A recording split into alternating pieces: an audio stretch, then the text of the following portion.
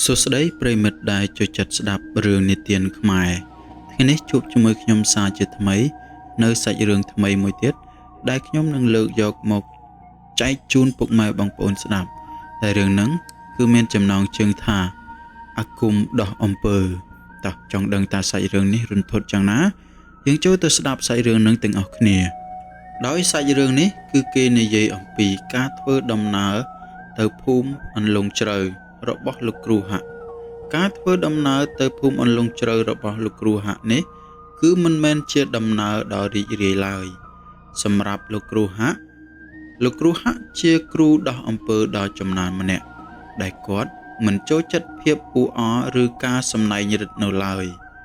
គេឈ្មោះរបស់គាត់វាស្ងប់ស្ងាត់ណាស់ស្ងាត់ជ្រងំដូចជាវិជ្ជាដែលមាននៅក្នុងខ្លួនរបស់គាត់អញ្ចឹងយប់នេះគឺជាយប់ដែលភាពងងឹតសូន្យសឹងត្រួតត្រានៅលើភពផែនដីទាំងផ្ទៃមេឃងងឹតសឹងម៉ោងជិត10ទៅហើយលោកគ្រូហាក់បើកម៉ូតូយឺតតាមផ្លូវលំដីក្រហមហុំព័ទ្ធទៅដោយព្រៃឈើដ៏ក្រាស់ព្រៃឈើដែលគ្មានសំឡេងសត្វយំសោះតែវាស្ងាត់ជ្រងំរហូតដល់គួរឲ្យខ្លាចណាស់សំឡេងម៉ូតូគ្រាន់តែជាសំឡេងតែមួយគត់ដែលលាន់ឮនៅក្នុងរាត្រីនេះហាក់ដូចជាមានអ្វីមួយកំពុងតែតាមដានគាត់នៅតាមផ្លូវលោកគ្រូហាក់បានចាប់ផ្ដើមធំក្លិនចម្លែកក្លិននោះវាជាក្លិនផ្កាព្រៃ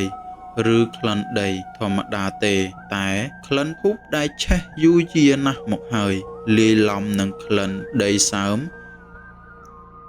ត្រជាក់ស្រេបឬខ្លួនណាស់ក្លិនធូបនោះប្រាប់លោកគ្រូហាក់ថាទីនេះមានមនុស្សធ្លាប់សែនព្រេនថ្វាយព្រលឹងឬព្រាយអារក្សវាជាក្លិននៃការគោរពបូជាដែលលាយឡំនឹងការភ័យខ្លាចដ៏ជ្រាលជ្រៅលោកគ្រូហាក់គិតក្នុងចិត្តគាត់បានជួបរឿងរ៉ាវអំពើមន្តអាគមខ្មៅច្រើនណាស់មកហើយតែលើកនេះគាត់មានអារម្មណ៍ថាវាខុសប្លែកពីលើកមុនទៅទៀតពើអាគមអាចដោះបានអាចវាយបកបានតែកម្មផលគឺជារបស់ដែលពិបាកដោះចេញណាស់ហើយមានត្រកូលអ្នកមានមួយដែលគេល្បីថាបានធ្វើរឿងអាក្រក់ជាច្រើនណាស់កាលពីជំនិនដូនតានៃការរងគ្រោះរបស់ពួកគេអាចជាការជាប់បណ្ដាសាពីវិញ្ញាណដ៏ពិតមែនតែវាជាការចងភ្ជាប់ដោយកម្មផលទៅវិញទេវិញ្ញាណគ្រាន់តែជាទូតរបស់កម្មផលប៉ុណ្ណោះវាមកទាមទារយកអ្វីដែលជារបស់វាវិញលោកគ្រូហាក់បើកម៉ូតូកាន់តែយឺតទៅមុខទៀតចិត្តរបស់គាត់មិនសូវស្រួលទេរំពេចនោះសំឡេងម៉ូតូក៏បន្លឺតិចទៅហើយក៏បាត់ស្រមោលទៅភាពស្ងប់ស្ងាត់បានត្រឡប់មកវិញយ៉ាងពេញលេញគាត់បានទៅដល់ផ្ទះនោះគឺធំមែនធំជាងការរំពឹងទុករបស់គាត់ទៅទៀតភាពធំនោះមិនបានបង្ហាញពីភាពសម្បូរសប្បាយរបស់ផ្ទះធំនោះទេវាបែរជាបង្ហាញពីភាពទទេស្អាតទៅវិញហាក់ដូចជាផ្ទះនេះត្រូវបានគេយកជីវិតចេញទាំងអស់របងផ្ទះធ្វើពីឥដ្ឋខ្លះបែកបាក់ខ្លះទៀតប្រេះស្រាំ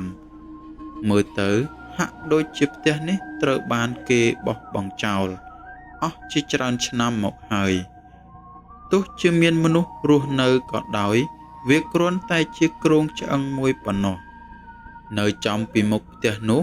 គឺមានដើមចេកមួយដើមធំជាងដើមចេកធម្មតាទាំងឡាយទៅទៀតវាដុះក្បែររបងផ្ទះនោះដើមចេកនោះគឺជានិមិត្តរូបរបស់ព្រាយដើមចេកដែលជាវិញ្ញាណស្រីកាចសាហាវដែលចូលចិត្តលាក់ខ្លួននៅក្បែរផ្ទះដែលមានបណ្ដាសានាងយាម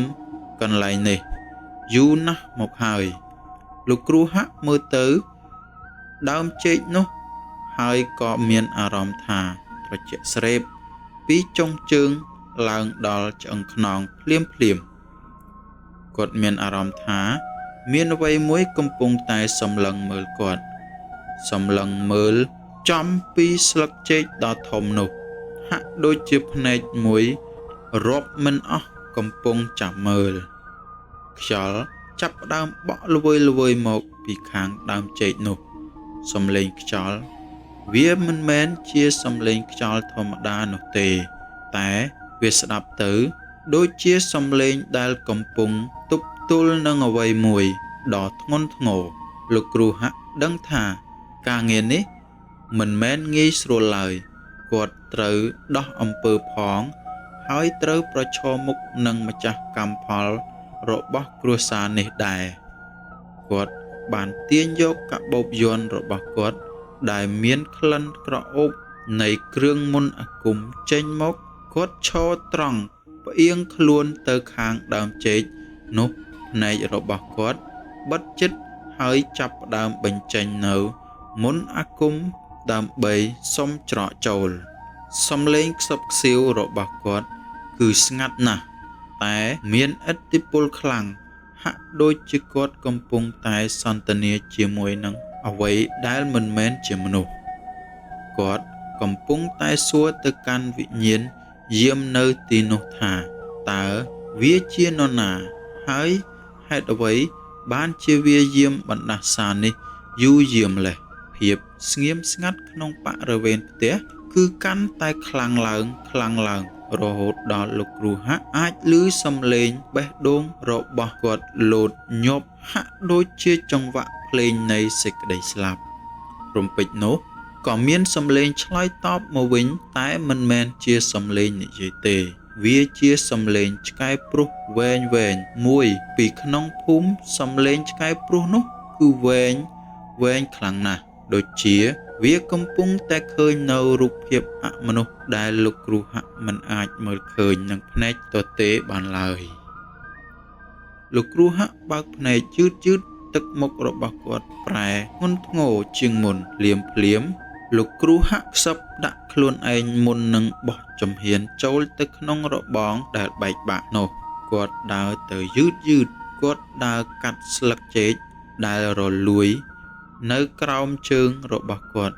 ចូលទៅកាន់ទ្វារផ្ទះដ៏ធំរបស់ត្រកូលអ្នកមានដែលត្រូវបណ្ដាសាកម្មនេះលោកគ្រូហាក់បានឈានជើងចូលទៅក្នុងផ្ទះនោះហើយភាពងងឹតភាពស្ងាត់ជ្រងំវាមិនមែនមានត្រឹមតែនៅក្រៅផ្ទះទៀតឡើយវាបានចូលមកក្នុងផ្ទះដ៏ធំនេះយ៉ាងពេញលេញគ្មានសល់លោកគ្រូហាក់ដើរទៅតាមសាលធំនៃផ្ទះនោះសំឡេងជើងរបស់គាត់លាន់ឮអែបនៅលើកម្រាលឈើចាស់ដូចជាចង្វាក់ភ្លេងនៃការភ័យខ្លាច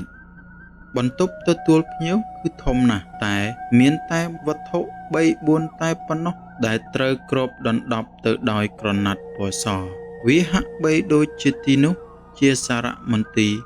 នៃភាពទទេស្អាតនៅទីនោះលោកគ្រូហាក់បានជួបជាមួយបុរសចំណាស់ម្នាក់ដែលនៅសល់ក្នុងត្រកូលនោះបុរសចំណាស់នោះមានឈ្មោះថាលោកម្ចាស់ហេងគាត់អង្គុយនៅលើកៅអីឈើដ៏ធំផ្នែករបស់គាត់លិចជ្រៅទៅក្នុងលលាក្បាលគាត់គ្មានពន្លឺគ្មានជីវិតទៀតទេគាត់គ្រាន់តែជាគ្រោងឆ្អឹងដែលហុំព័ទ្ធទៅដោយភាពភ័យខ្លាចតែប៉ុណ្ណោះអូលោកគ្រូហាក់សំឡេងរបស់លោកម្ចាស់ហេងគឺខ្សើណាស់ហាក់ដូចជាស្លឹកឈើស្ងួតដែលត្រូវខ្យល់បក់ប៉ុណ្ណោះខ្ញុំរងចាំលោកគ្រូយូរណាស់មកហើយលោកគ្រូហាក់មិននិយាយច្រើនទេគាត់គ្រាន់តែអង្គុយលើកៅអីទល់មុខគាត់ហើយសំឡឹងទៅមើលភ្នែករបស់លោកម្ចាស់ហេងដោយក្រសៅភ្នែកដ៏មុតស្រួចរៀបរាប់មកលោកគ្រូហាក់និយាយទាំងសំឡេងស្ងាត់តែធ្ងន់រៀបរាប់ពីអ្វីដែលវាយប្រហារត្រកូលរបស់លោកម្ចាស់ហេងចាប់ផ្ដើមញ័រខ្លួនគាត់យកដៃចាស់របស់គាត់ទៅក្តាប់ដៃរបស់ខ្លួនឯងយ៉ាងណែនវាចាប់ផ្ដើមតាំងពីប្អូនស្រីពៅរបស់ខ្ញុំគាត់យល់សពរាល់រាត្រីយល់សុបិនថាគាត់កំពុងតែឈរនៅកណ្ដាលដើមចេក ដើមចេកដែលនៅខាងមុខផ្ទះនេះនាងឃើញស្ត្រីម្នាក់ស្ត្រីដែលពាក់សម្លៀកបំពាក់ខ្មៅនាងមិនមែនស្អាតនោះទេតែនាងញញឹមដាក់ប្អូនស្រីខ្ញុំរៀងរាល់យប់បន្ទាប់មកនាងក៏បានស្លាប់ទាំងកណ្ដាលយប់ដោយមិនដឹងមូលហេតុពេទ្យថាប្អូនស្រីរបស់ខ្ញុំគឺគាត់គាំងបេះដូងតែខ្ញុំដឹងច្បាស់ថាវាមិនមែនទេលោកម្ចាស់ហេងដកដង្ហើមយ៉ាងវែងបន្ទាប់មកកូនប្រសាររបស់ខ្ញុំគាត់ចូលចិត្តនិយាយអំពីសំឡេងខ្សឹបខ្សៀវនៅក្នុងក្បាលគាត់សំឡេងដែលបង្ខំឲ្យគាត់ធ្វើរឿងអាក្រក់គាត់អត់ទ្រាំលែងបានក៏លោតទឹកសម្លាប់ខ្លួនទៅឥឡូវនេះគឺដល់វេនរបស់ខ្ញុំហើយខ្ញុំឮសំឡេងជើងដើរនៅលើដំបូលផ្ទះរៀងរាល់យប់ខ្ញុំមិនអាចគេងលក់ទេខ្ញុំមានអារម្មណ៍ថាខ្ញុំកំពុងតែត្រូវបានសម្លឹងមើលពីចន្លោះវាំងននគ្រប់វិនាទីលោកគ្រូហាក់ស្ងាត់គាត់មិនបាននិយាយអ្វីទេគាត់គ្រាន់តែយកម្រាមដៃរបស់គាត់ទៅគូសបន្ទាត់មុនលើតុឈើនោះវាមិនមែនគ្រាន់តែជាតៃហោងទេលោកគ្រូហាក់និយាយយ៉ាងធ្ងន់វាគឺជាបណ្ដាសាកម្មដែលវិញ្ញាណនោះមកយកទាមទារយកមកពីអំពើរបស់ដូនតារបស់លោកម្ចាស់ហេងអំពើដែលគេធ្វើដោយភាពលួបលន់នោះលោកម្ចាស់ហេងបិទភ្នែកគាត់មិនហ៊ានស្ដាប់ទេគាត់ដឹងថាច្បាស់ណាស់ថាអ្វីដែលលោកគ្រូហាក់និយាយគឺជាការពិតខ្ញុំត្រូវតែរៀបចំពិធីលោកគ្រូហាក់ងើបឈរវាមិនមែនជាការដេញខ្មោចទេតែជាការដោះនៅចំណងកម្មផលដ៏ស្អិតរមួតនេះលោកគ្រូហាក់ចាប់ផ្ដើមធ្វើការងាររបស់គាត់បានទាញចេញនៅយ័ន្ត5ផ្ទាំងយ័ន្ត5ផ្ទាំងដែលតំណាងឲ្យធាតុទាំង5មានដូចជាដីទឹកភ្លើងខ្យល់មេឃគាត់យកយ័ន្តទាំងនោះទៅបិទចំទិសទាំង4នៃផ្ទះហើយមួយផ្ទាំងទៀតនៅចំកណ្ដាលបន្ទប់យ័ន្តទាំងនោះគឺសរសេរដោយទឹកមាសហើយមានក្លិនក្រអូបនៃគ្រឿងមន្តអាគមវាមានអំណាចការពារយ៉ាងខ្លាំងណាស់បន្ទាប់មកគាត់បានបាចអង្ករមុនព័ទ្ធជុំវិញរង្វង់ពិធីអង្ករមុននោះវាជារបាំងមួយដែលវិញ្ញាណអាក្រក់មិនអាចឆ្លងកាត់បាននោះទេលោកគ្រូហាក់រៀបចំគ្រឿងមន្តអាគមរបស់គាត់យ៉ាងយឺតតែយ៉ាងហ្មត់ចត់គាត់ដាក់កណ្ដឹងមុនរបស់គាត់នៅក្បែរដៃកណ្ដឹងដែលអាចឮសំឡេងត្រឹងបញ្ជាវិញ្ញាណទាំងឡាយគាត់ចាប់ផ្ដើមបញ្ចេញកម្លាំងអាគមរបស់គាត់ពេចនោះនៅពេលដែលលោកគ្រូហាក់កំពុងងាកខ្នងទៅបិទយ័ន្តមួយផ្ទាំងភ្លើងអគ្គិសនីក្នុងផ្ទះទាំងមូលស្រាប់តែរលត់ភ្លាមសំឡេងកណ្ដឹងក៏ចាប់ផ្ដើមឮឡើងតឹងនៃភ្លើងរលត់គឺស្ងាត់ខ្លាំងណាស់ភាពងងឹតបានត្រឡប់មកវិញយ៉ាងពេញលេញវាមិនមែនជាភាពងងឹតធម្មតាទេតែជាភាពងងឹតដែលហាក់ដូចជាមានទម្ងន់វាសង្កត់សង្កិនលើទ្រូងរបស់លោកម្ចាស់ហេងនិងលោកគ្រូហាក់ទាំងសងខាងលោកម្ចាស់ហេងចាប់ផ្ដើមយំខ្សឹបខ្សួលវាមកហើយលោកគ្រូវាមកហើយលោកគ្រូហាក់នៅតែស្ងប់ស្ងាត់គាត់មិនបង្ហាញនូវភាពភ័យខ្លាចដែលគាត់ដឹងថាវិញ្ញាណនោះកំពុងតែឆ្លើយតបនឹងការមកដល់របស់គាត់នៅពេលនោះគាត់ងាកមកវិញគាត់ក៏ឃើញអ្វីមួយដែលធ្វើឲ្យគាត់ភ្ញាក់ផ្អើលយ័ន្តមួយផ្ទាំងដែលគាត់បានបិទនៅចំកណ្ដាលបន្ទប់មិញស្រាប់តែធ្លាក់ចុះមកពីលើកម្រាលឥដ្ឋឈើហើយអ្វីដែលគួរឲ្យខ្លាចបំផុតនោះគឺយ័ន្តនោះមានសភាពឆេះរោលមួយចំហៀងហាក់ដូចជាត្រូវភ្លើងអមនុស្សដុត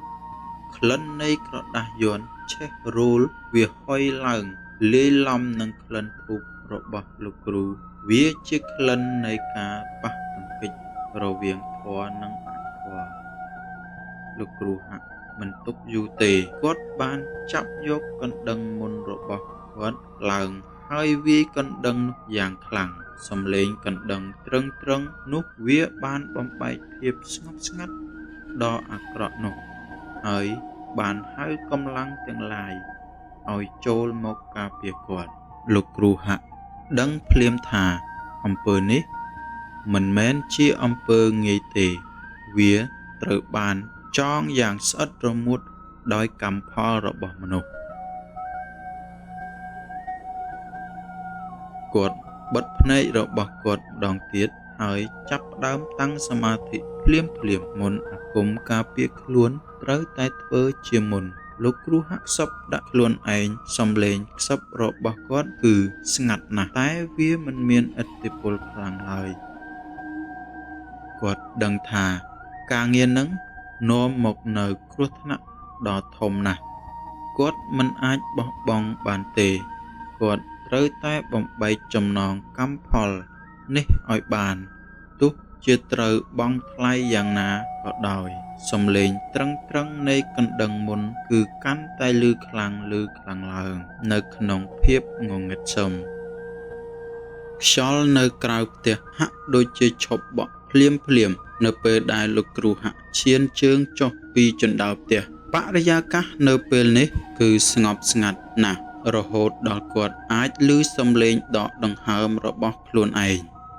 លោកគ្រូហាក់ងាកមុខទៅមើលភាពងងឹតនៅខាងមុខផ្ទះភាពងងឹតនោះមិនមែនគ្រាន់តែជាពេលយប់ធម្មតាទេ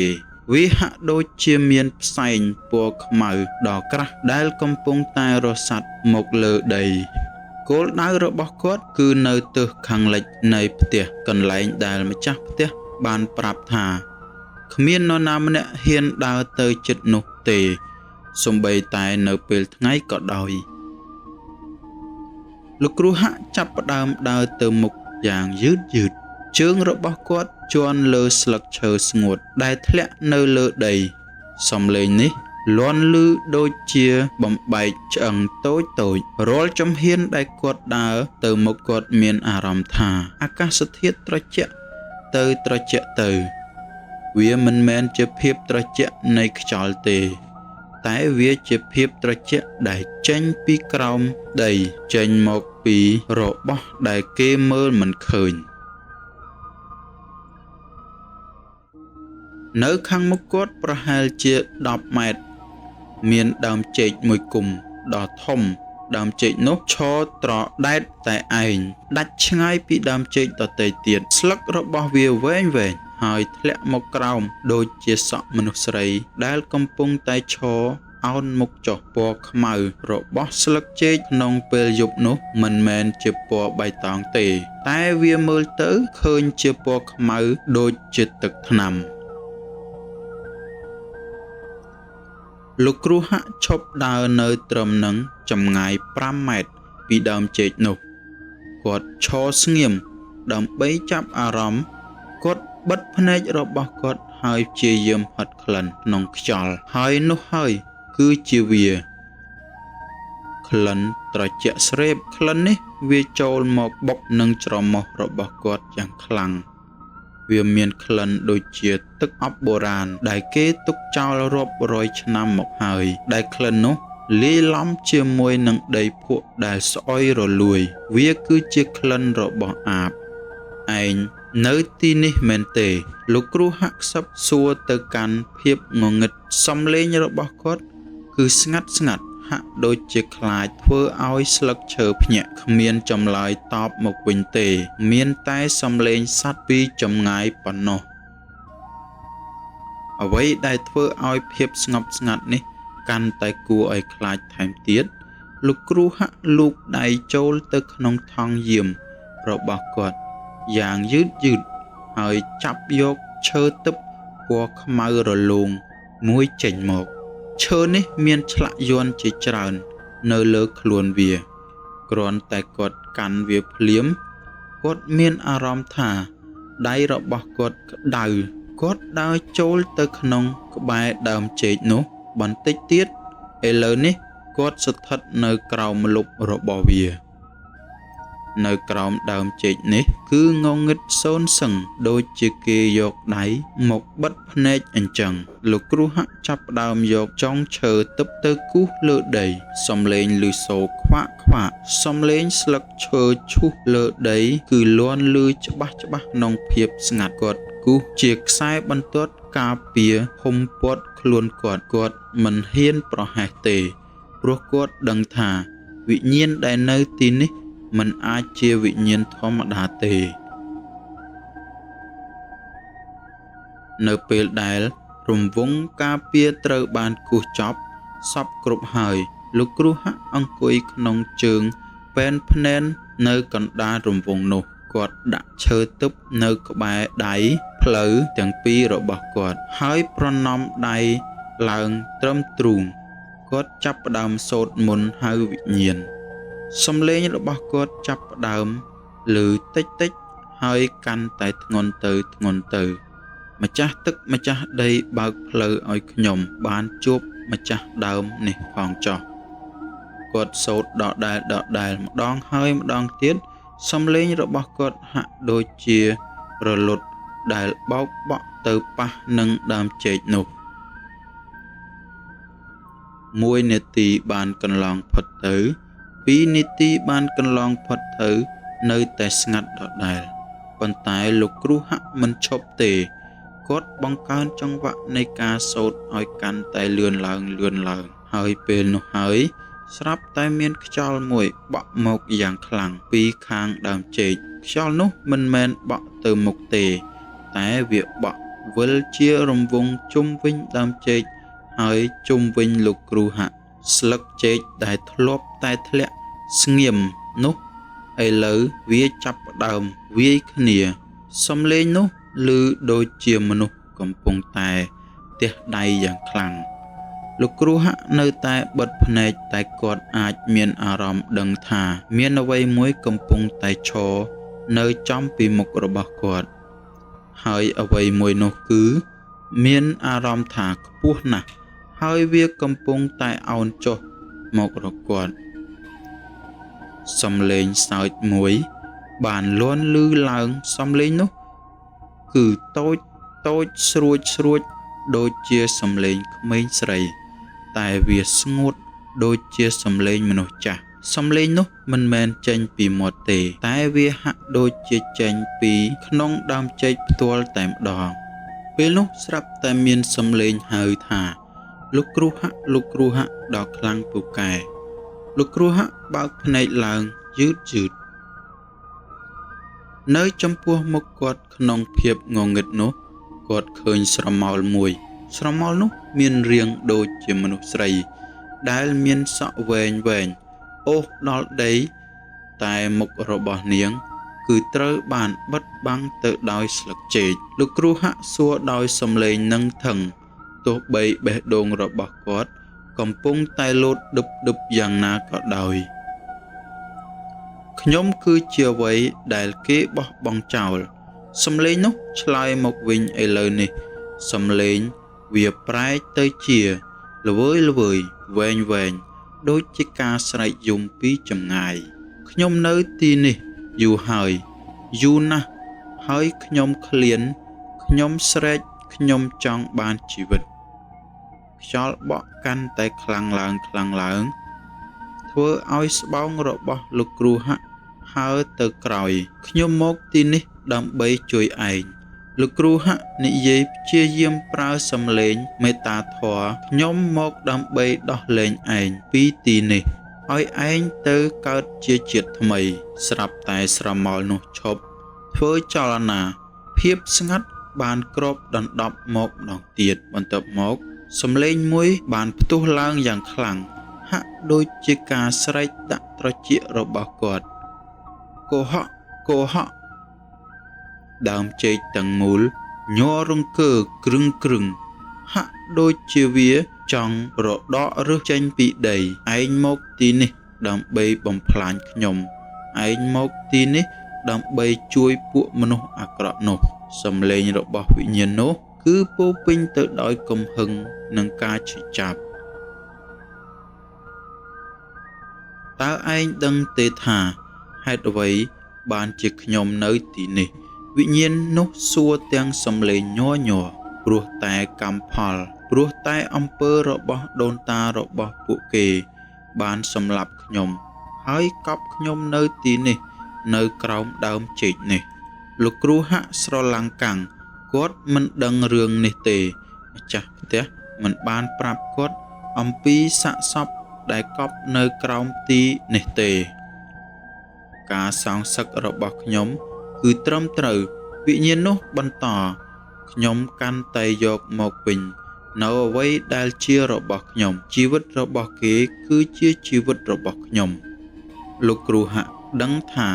ស្ថានភាពគឺគ្រោះថ្នាក់ខ្លាំងណាស់ឥឡូវនេះគាត់កំពុងឈរនៅកណ្ដាលភ្លើងកំហឹងនៃវិញ្ញាណតៃហោងគាត់ក្តាប់ឈើទិបក្នុងដៃយ៉ាងណែនរហូតដៃរបស់គាត់ញ័របើឯងសម្លាប់ពួកគេឯងក៏មិនបានទៅណាដែរឯងនឹងនៅជាប់នៅទីនេះជារៀងរហូតក្នុងភាពងងឹតតើឯងចង់បានបែបនឹងមែនទេស្រមោលនោះហាក់ដូចជាស្ទាក់ស្ទើរបន្តិចខ្ញុំអាចជួយឯងបានលោកគ្រូហាក់បន្តខ្ញុំអាចធ្វើបុណ្យឧទ្ទិសកុសលឲ្យឯងបានទៅចាប់ជាតិថ្មីខ្ញុំនឹងជីកឆ្អឹងរបស់ឯងដើម្បីធ្វើបុណ្យទៅតាមប្រពៃណីតែឯងត្រូវឈប់ឥឡូវនេះឯងត្រូវអនុញ្ញាតឲ្យខ្ញុំចូលទៅក្នុងផ្ទះនោះហើយដោះលែងអាគមដែលចងឯងជាប់នៅក្នុងដើមចេកវិញ្ញាណនោះស្ងាត់ទៅវិញខ្យល់ក៏ចាប់ផ្ដើមថយចុះយឺតស្លឹកចេកឈប់វាយគ្នាបរិយាកាសប្រែទៅជាស្ងប់ស្ងាត់វិញជាភាពស្ងប់ស្ងាត់ដែលតានតឹងបំផុតហើយបន្ទាប់មកសំឡេងល្វើយនោះក៏លាន់មកម្ដងទៀតតែលើកនេះវាឮនៅតែចិត្តត្រចៀកខាងឆ្វេងរបស់លោកគ្រូហាក់ទីបំផុតហាក់ដូចជាមានមុខមួយមកដាក់នៅពីលើស្មារបស់គាត់សំឡេងនោះត្រជាក់ដល់ឆ្អឹងប្រសិនបើឯងធ្វើមិនបានសម្រេចដូចពាក្យដែលឯងថាទេជីវិតរបស់ឯងនឹងคล้ายជារបស់ខ្ញុំជំនួសមកវិញលោកគ្រូហាក់លេបទឹកមាត់គ្រឿកយ៉ាងពិបាកគិតងក់ក្បាលយឺតខ្ញុំសន្យាស្រមោលនោះក៏រលាយបាត់ចូលទៅក្នុងដើមចេកវិញដូចជាផ្សែងលោកគ្រូហាក់នៅតែអង្គុយនៅទីនោះមួយសន្ទុះធំគាត់មានអារម្មណ៍ថាកន្លែងរបស់គាត់ត្រូវបានគេបឺតយកទៅអស់មួយភាគធំគាត់ដឹងថាគាត់ទើបតែបានធ្វើកិច្ចសន្យាជាមួយនឹងបិសាចហើយត្រូវត្រឡប់ទៅផ្ទះវិញគឺមើលទៅវែងឆ្ងាយជាងមុនរាប់រយដងក្លិនត្រជាក់ស្រេបនោះនៅតែជាប់នៅចុងច្រមុះរបស់គាត់ជាការក្រើនរំលឹកថាការប្រយុទ្ធទើបតែចាប់ផ្ដើមតែប៉ុណ្ណោះ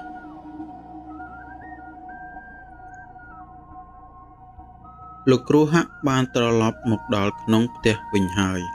ជើងរបស់គាត់ដែលជន់លើកម្រាលឈើក្រឹបហាក់ដូចជាធ្ងន់ជាងមុនរាប់រយដងព្រោះឥឡូវនេះគាត់មិនមែនដើរតែម្នាក់ឯងទេគាត់កំពុងនាំមកនៅការសន្យាដ៏គ្រោះថ្នាក់ពីដើមចេកនោះចូលមកជាមួយលោកម្ចាស់ហេងនៅតែអង្គុយនៅកន្លែងដដែលផ្នែករបស់គាត់សម្លឹងទៅនាឡិកាព្យួរលើជញ្ជាំងដែលកំពុងតែដើរទឹកត្រនិចនាឡិកាបានចង្អុលទៅលេខ12គុណពេលវេលាដែលខ្លាំងបំផុតនៃពិភពវិញ្ញាណបានមកដល់ហើយលោកគ្រូហាក់មិននិយាយអ្វីទាំងអស់គាត់ដើរទៅចំកណ្ដាលបន្ទប់ធំកន្លែងដែលគាត់បានរៀបចំទុកដាក់ជាមុននៅទីនោះលោកគ្រូហាក់មិននិយាយអ្វីទាំងអស់គាត់ដើរទៅចំកណ្ដាលបន្ទប់ធំកន្លែងដែលគាត់បានរៀបចំទុកជាមុននៅទីនោះមានដូចជាបាយសី7ថ្នាក់ត្រូវបានរៀបចំយ៉ាងស្អាតបាតមានទាំងស្លាធម៌ម្លូដូងនិងទៀនធូបជាច្រើនលោកគ្រូហាក់ចាប់ផ្ដើមអុជធូបទៀនម្ដងមួយដើមយ៉ាងយឺតឆ្វាច់សំឡេងឈើគូសបានបន្លឺឡើងហើយពន្លឺភ្លើងពណ៌លឿងទុំក៏បានឆេះឡើងប៉ុន្តែ អ្វីដែលចម្លែកនោះគឺអណ្ដាតភ្លើងទៀនមិនមានពណ៌លឿងធម្មតាទេវាមានពណ៌ក្រហមតិចៗនៅខាងចុងហើយវាមិនរលត់ទេហាក់ដូចជាមានខ្យល់បក់ទាំងដែលបង្អួចត្រូវបានបិទជិតឈឹងលោកគ្រូហាក់អង្គុយជើងពេនភ្នែននៅលើគ្រឿងអាសនៈទាំងនោះគាត់យកធូបចំនួន5សរសៃមកកាន់នៅក្នុងដៃហើយលើកឡើងថ្វាយបង្គំសូមអញ្ជើញលោកគ្រូធំគ្រូជាន់គ្រូតូចទាំងឡាយចូលមកជួយថែរក្សានៅពិធីនេះផងសំឡេងរបស់គាត់នឹងធឹងណាស់តែក្នុងចិត្តរបស់គាត់កំពុងតែត្រៀមខ្លួនទទួលយកនៅការវាយប្រហារហើយនៅពេលនោះគាត់ក៏ចាប់ផ្ដើមសូត្រមន្តសំឡេងសូត្រមន្តរបស់លោកគ្រូហាក់គឺប្លែកខ្លាំងណាស់វាមិនមែនជាការសូត្រធម៌នៅវត្តដើម្បីសេចក្តីសុខទេវាគឺជាសំឡេងដែលចេញពីបំពង់កដ៏ជ្រៅមានចង្វាក់ធ្ងន់ធ្ងរនិងម៉ឺងម៉ាត់ដូចជាសំឡេងការបញ្ជាទ័ពឲ្យចូលប្រយុទ្ធពាក្យនីមួយៗដែលចេញពីមាត់របស់លោកគ្រូហាក់វាហាក់ដូចជាមានទម្ងន់វាហោះទៅប៉ះនឹងជញ្ជាំងផ្ទះធ្វើឲ្យបរិយាកាសបន្ទប់នៅទីនោះក្តៅឡើងលោកម្ចាស់ហេងដែលអង្គុយនៅជ្រុងម្ខាងចាប់ផ្ដើមដកដង្ហើមញាប់ហឹមគាត់យកដៃមកស្ទាបទ្រូងរបស់គាត់ព្រោះគាត់មានអារម្មណ៍ថាខ្យល់នៅក្នុងបន្ទប់នោះត្រូវបានបិទជិតអស់ទៅហើយសំឡេងមួយបានលាន់ឡើងពីលើដំបូលផ្ទះវាជាសំឡេងដែលឈើប្រេះយ៉ាងខ្លាំងដូចជាមាននរណាម្នាក់យកញញួរទៅដំពីលើធ្នឹមផ្ទះអញ្ចឹងលោកគ្រូហាក់មិនឈប់ទេគាត់បង្កើនសំឡេងសូត្រធម៌របស់គាត់ឲ្យកាន់តែខ្លាំងឡើងផ្ទះទាំងមូលចាប់ផ្ដើមញ័ររង្គើដំបូលវាគ្រាន់តែជាការរំញ័រតិចដូចជារថយន្តធំបើកាត់បន្តិចម្ដងវាក៏คล้ายទៅជារង្គោះរង្គើយ៉ាងខ្លាំងកម្រាលឈើនៅក្រោមជើងរបស់ពួកគេចាប់ផ្ដើមលោតធឹបគូលីដីពីលើពិដានចាប់ផ្ដើមធ្លាក់ចុះមកក្រោមហុយដូចជាភ្លៀងពណ៌ប្រផេះលោកគ្រូជួយផងលោកគ្រូជួយផងលោកម្ចាស់ហេងស្រែកទាំងភ័យគាត់អោបខ្លួនឯងជាប់នៅនឹងសសរផ្ទះលោកគ្រូហាក់បើកភ្នែកឡើងភ្នែករបស់គាត់ឥឡូវនេះគឺសម្លឹងទៅចំមុខយ៉ាងមោះមុតនិងស្រួចបំផុតគាត់កំពុងតែមើលឃើញអ្វីមួយដែលមនុស្សធម្មតាមិនអាចមើលឃើញនៅចំមុខរបស់គាត់ផ្សែងធូបដែលហុយឡើងនោះមិនរលាយបាត់ទៅក្នុងខ្យល់នោះទេវាកំពុងតែប្រមូលផ្ដុំគ្នាคล้ายទៅជារូបរាងស្រមោលខ្មៅជាច្រើនដែលកំពុងហោះជុំវិញបាយសីបន្ទាប់មកក្លិននោះក៏ចាប់ផ្ដើមមកដល់វាមិនមែនជាក្លិនត្រជាក់ស្រេបរបស់អាបទៀតទេតែវាជាក្លិនឈាមក្រហាយក្លិននេះគឺឆ្អាបខ្លាំងណាស់ឆ្អាបដូចជាក្លិនដែកច្រេះលាយនឹងក្លិនសាច់ឆៅដែលត្រូវគេទុកចោលឲ្យស្អុយលោកគ្រូហាក់ដឹងថាម្ចាស់នៃអាគមនេះកំពុងតែឆ្លើយតបហើយគេកំពុងផ្ញើកម្លាំងមកដើម្បីតតាំងនឹងគាត់អាក្រក់ណាស់លោកគ្រូហាក់គិតក្នុងចិត្តវាមិនមែនគ្រាន់តែជាអាគមការពារទេវាជាអាគមសម្លាប់គាត់លូកដៃទៅយកទឹកមុនមួយផ្តិលដែលគាត់បានត្រាំជាមួយនឹងផ្លែសំណនិងឫសឈើថ្នាំគាត់យកដៃច្របាច់ទឹកនោះហើយបាចទៅលើភ្លើងទៀនឈូភ្លើងទៀនមិនរលត់ទេតែវាស្រាប់តែផ្ទុះឡើងខ្ពស់คล้ายជាអណ្ដាតភ្លើងពណ៌ខ្មៅស្រងាត់ពន្លឺពណ៌ខៀវនោះបានបំភ្លឺឲ្យឃើញនៅសភាពពិតនៃបន្ទប់នោះនៅលើជញ្ជាំងផ្ទះគ្រប់ជ្រុងមិនមែនជាឈើទទេតែគឺពោពេញទៅដោយ ស្នាមដៃរាប់រយពាន់ស្នាមដៃពណ៌ខ្មៅដែលកំពុងតែវារឡើងចុះនៅជុំវិញនឹងស្នាមដៃទាំងនោះកំពុងព្យាយាមហែកជញ្ជាំងផ្ទះឲ្យបែកចេញពីគ្នាតាំងសតិឲ្យជាប់លោកគ្រូម្ចាស់ហេងលោកគ្រូហាក់ស្រែកខ្លាំងប្រជែងនឹងសំឡេងរង្គោះរង្គើផ្ទះកុំភ័យពួកវាកំពុងតែព្យាយាមធ្វើឲ្យយើងបែកសមាធិប៉ុន្តែលោកម្ចាស់ហេងមិនអាចទប់បានទេគាត់ឃើញស្នាមដៃមួយកំពុងតែលូកចូលទៅសសរផ្ទះដែលនៅក្បែរគាត់ស្នាមដៃនោះវែងហើយខ្មៅក្រយ៉ៅវាលូកមកចាប់ស្មារបស់គាត់លោកគ្រូហេងស្រែកឡើងយ៉ាងខ្លាំងលោកគ្រូហាក់ងាកទៅមើលភ្លាមគាត់ឃើញថាអាគមរបស់គាត់បានជ្រៀតចូលមកដល់ក្នុងរង្វង់ការពារហើយគាត់គ្មានជំរើសទេគាត់ត្រូវតែប្រើធម៌ក្តៅលោកគ្រូហាក់ខំអណ្ដាតខ្លួនឯងយ៉ាងខ្លាំងរហូតមានឈាមហូរចេញមកគាត់យកឈាមនោះទៅព្រោះដាក់បាយសីហើយគាត់បានយកកាំបិតមុនរបស់គាត់មកកាន់ក្នុងដៃពួកឯងចង់សាកមែនទេលោកគ្រូហាក់និយាយទាំងមុខមាត់និងទឹកមុខក្រហមដោយកម្លាំងឈាមបានខ្ញុំនឹងឲ្យពួកឯងស្គាល់ថាអ្វីទៅជាគ្រូខ្មែរគាត់លើកកាំបិតឡើងហើយគោះទៅលើកម្រាលឈើ3ដងសំឡេងគោះកាំបិតនេះបានធ្វើឲ្យសំឡេងរង្គើផ្សេងស្ងាត់ឈឹង1នាទីវាហាក់ដូចជាផ្ទះទាំងមូលកំពុងតែដកដង្ហើមធំមុននឹងផ្ទះនេះចេញនៅសង្គ្រាមដ៏ធំបន្តទៀតក្លិនឈាមក្រហាយកាន់តែខ្លាំងឡើងរហូតដល់លោកគ្រូហាក់ស្ទើរតែចង់ក្អួតគាត់ដឹងថាយប់នេះនឹងវែងឆ្ងាយណាស់ហើយគាត់មិនប្រកាសទេថាតើទៀនរបស់គាត់អាចឆេះទប់ទល់នឹងបានទៅដល់ភ្លឺឬក៏អត់ទេបន្ទាប់ពីសំឡេងគោះកាំបិតតាំងបានស្ងាត់ទៅភាពស្ងប់ស្ងាត់មួយបានត្រឡប់មកគ្របដណ្ដប់នៅបន្ទប់ទាំងមូលយ៉ាងលឿនប៉ុន្តែវាមិនមែនជាភាពស្ងប់ស្ងាត់ដែលនាំមកនូវសុវត្ថិភាពទេវាគឺជាភាពស្ងប់ស្ងាត់មុនពេលព្យុះធំមកដល់លោកគ្រូហាក់